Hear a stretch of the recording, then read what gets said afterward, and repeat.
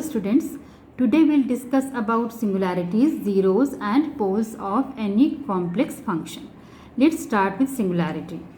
The point at which any analytic function ceases to be analytic is called singular point of that function. Okay, that means the point at which the function is not analytic is known as singularity of that function.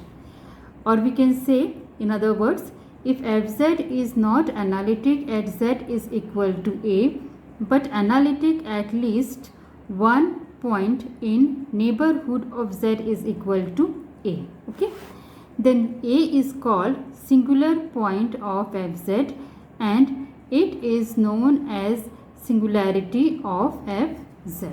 Okay, for example, we can take our function is fz is equal to 1 by z minus a. Okay, then this function is not analytic at this point z is equal to a, because at this point the value of this function will become infinite. Okay, now I have used a term neighborhood here. Okay, so what is the meaning of neighborhood? Suppose it is our complex region or domain. Now we draw a circle taking A as a center and with minimum possible radius. Okay, we draw the circle or disk taking A as a center and with minimum possible radius. Then this disk or circle is called neighborhood of A, right? Now we see different types of singularities. So first one is isolated singularity.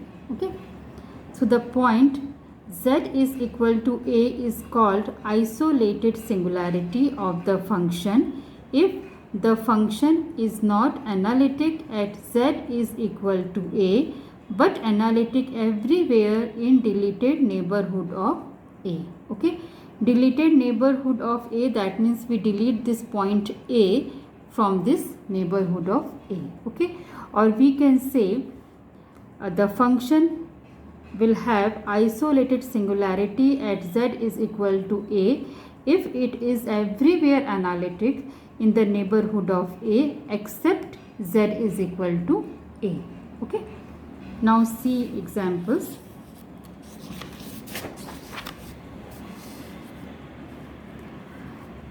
First example is 1 by z minus 5. Okay, so this function will have isolated singularity at z is equal to 5 because at this point the function will become infinite.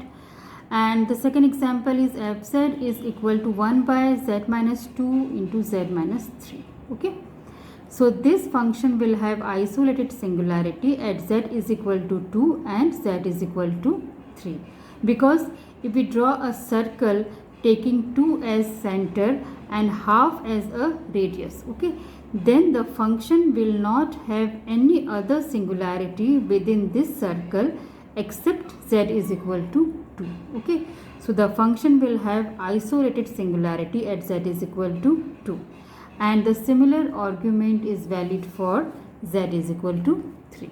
Okay, so we have isolated singularities at z is equal to 2 and 3 for this function. Now second type of singularity is non-isolated singularity.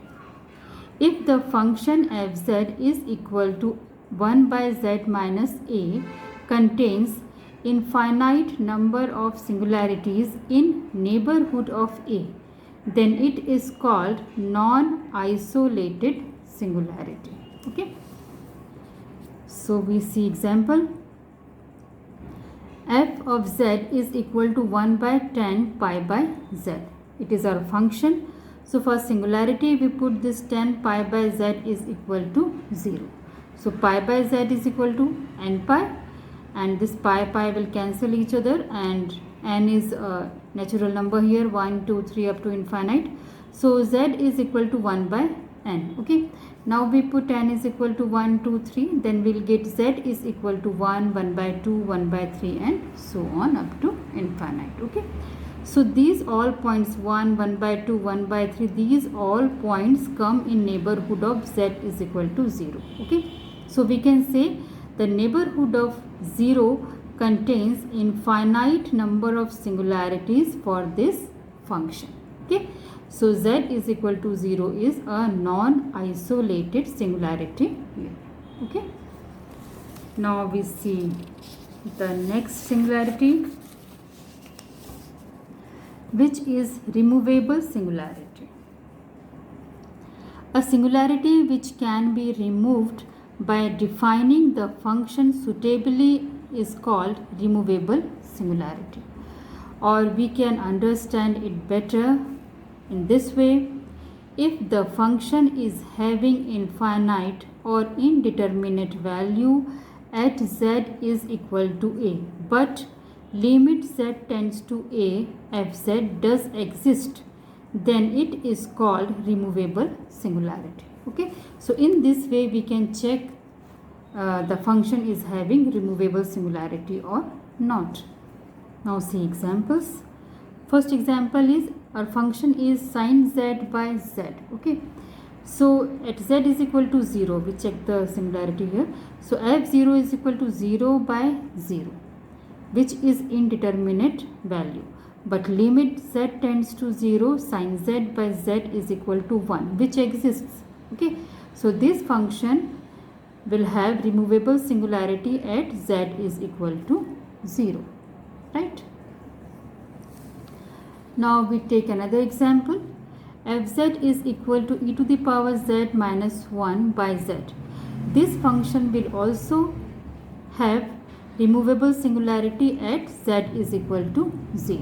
Okay, because if we put z is equal to 0 in this function, then f0 will become again 0 by 0, which is indeterminate form. Okay, but we apply limit here, limit z tends to 0. Okay, so limit z tends to 0, e to the power z minus 1 by z. We take 1 by z as a common and we expand this exponential series e to the power z. Then we get 1 plus z squared by 2 and so on. And this minus 1 will come here. Okay. Now this minus 1 will cancel each other, and this z and this z by z will give 1, and other values will become 0 after applying limit. Okay. So we will get 1, which is a finite value. So this function is also having removable singularity at z is equal to 0. Okay. Now we see next. The next singularity is essential singularity. Okay. So function fz is equal to 1 by z minus a will have essential singularity if limit z tends to a, fz does not exist. Okay, and this singularity cannot be removed. In essential singularity, fz contains infinite number of terms in negative powers of z minus a. Okay, now see one example of it. Our function is fz is equal to sine 1 by z minus a. Okay, now we expand this series, sine series. Then sine 1 by z minus a, will get 1 by z minus a minus 1 by factorial 3 and 1 by z minus a to the power 3 and plus and so on. Okay, so what we observe here, that this expansion, the expansion of this function contains infinite number of terms in negative degrees of z minus a. Okay, and again when we apply limit z tends to a sine 1 by z minus a is equal to infinite. Okay, so this function is having essential singularity, right? Now the next term is poles. Pole is also a sort of singularity. So in a Lorentz series, I have already explained about Lorentz series in my previous video lecture.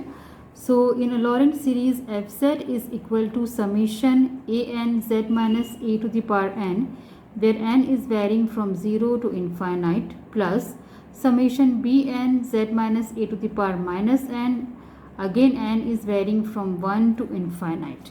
Okay, and if bn is equal to 0 for n is greater than m, then fz has a pole at z is equal to a of order m. Okay, so now we see some examples how we find out pole of any function. So our first example is fz is equal to minus 1 divided by 2 minus 3z plus z square. Okay, so we simplify this function by splitting this term. So it is equal to minus 1 divided by z minus 1 into z minus 2. Okay, so for poles we put z minus 1 is equal to 0 and z minus 2 is equal to 0. Okay, so z minus 1 is equal to 0, that means z is equal to 1, and here z minus 2 is equal to 0, that means z is equal to 2. So, and here you see the power of this term z minus 1 is 1 and power of this term z minus 2 is also 1. So we can say that fz has simple poles of order 1 at z is equal to 1 and z is equal to 2. Okay. Now we see second example. Fz is equal to sin z by z square into z square plus 1 into z plus 1 whole square. Okay, so we can write this function like sin z by z minus 0 whole square into z square plus 1 plus z plus 1 whole square. Okay, but we should take care one thing here, that it is not second order pole at z is equal to 0. Why? Because limit z tends to 0, sin z by z is equal to 1. Okay, so this function, because at this point z is equal to 0, after applying limit sin z by z is equal to 1, so we will write this function again in this form. So fz is equal to sin z by z into 1 by z into z square plus 1 z plus 1 whole square. This z should not be considered as pole, right? Now we put this z is equal to 0 and this z square plus 1 is equal to 0. Then we'll get z square is equal to plus minus root over minus 1 or plus minus iota, and here z plus 1 whole square is equal to 0, that means z is equal to minus 1 and minus 1. Okay, so the power of this term is 1, power of this term is 1, power of this term is 2. So we can say that the function has simple pole of order 1 at z is equal to 0 and z is equal to plus minus iota, and double pole of order 2 at z is equal to minus 1. Okay. Now we see the next term, which is 0 of analytic function. If fz is any analytic function, then z0 is called 0 of analytic function if fz0 is equal to 0. Or we can say the value of z at which the function fz vanishes, that is known as 0 of that analytic function. Okay. And moreover, if f dash z0 is equal to 0, f double dash z0 is equal to 0, and so on, and f to the power m minus 1 z0 is equal to 0, these all are derivative of the function at z0. Okay, but fm z0 is not equal to 0, mth derivative of that function at z0 is not equal to 0, then this m is known as order of the 0. Okay, order of the 0 z0. Okay, now we see one example. Find 0 of the function fz is equal to z minus 3 whole cube divided by z minus 1. Okay, now one thing we should take care, when we find out singularity or pole, in that case we equate denominator to the 0, but when we find out 0 of any analytic function, then we equate numerator of the function to the 0. Okay, so it is very clear, at z is equal to 3, the function will become 0. Okay, the value of function will become 0. So here z minus 3 is equal to 0, so z is equal to 3. At this point function becomes 0, so z is equal to 3 is 0 of this function. Now we find out the order of 0. So see, f dash z is equal to, we differentiate this function 3z minus 3 whole square, and the value of this derivative at point 3, f dash 3 is equal to 0.